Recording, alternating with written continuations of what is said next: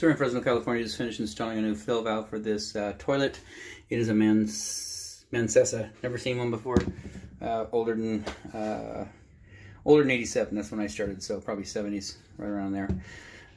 But they're all basically the same. I mean, you're gonna have a flush valve, flapper, and then a fill valve. So the old style was the had the big ball on the end and the arm. And once that fails, honestly, I mean, you can get replacement parts for that, but just as easily you can put a new fill valve in there in this configuration with the canister that slides up and down. So those adjust real good. What we did is we took off a part that someone had installed as part of the flush valve. You can see that galvanized nipple and then the silicone. They had put it on here to fill the water higher into the tank, and so we took that out and got you new hose on there, got the new fill valve in there.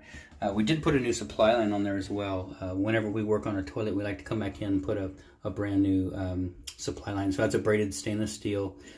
It's a brass craft, so straight out of Home Depot, 3/8 by 7/8 by 20. And that way we know that we don't have to come back out in the event that starts leaking as well. The old one was nylon, so it's sitting back there.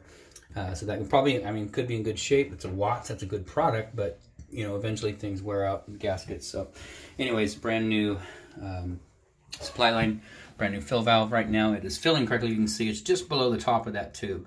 And so if you get the flush tube there, if you get any higher, then obviously it starts running in there and it continues to fill continuously. So we've got it adjusted correctly. It's filling correctly, shutting off correctly, flushing correctly. Outside of that, this installation is done.